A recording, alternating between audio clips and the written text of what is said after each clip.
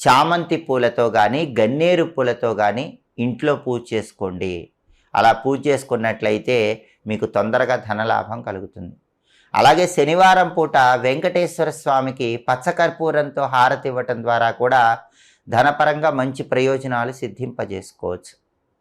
శనివారం మామూలుగా ఒక గాజు పాత్ర తీసుకొని దానిలో నీళ్లు పోసి ఆ గాజు పాత్రను పూజా మందిరంలో ఉంచి దానిలో కర్పూరం వేసి ఉంచండి. మర్నాడు ఉదయం ఆ గాజు పాత్రలో ఉన్న నీళ్లు ఎక్కడైనా మొక్క మొదట్లో పోయండి. ఇలా చేయటం ద్వారా ధనపరంగా మంచి ప్రయోజనాలు సిద్ధింపజేసుకోవచ్చు. అలాగే జీవితంలో ఎలాంటి కష్టాలు లేకుండా ఉండాలంటే, ఎదుగుదల తొందరగా రావాలంటే, అభివృద్ధి తొందరగా రావాలంటే మూగ జీవాలకు శనివారం పూట బెల్లంతో తయారు చేయబడిన పదార్థాలు ఆహారంగా వేయాలి.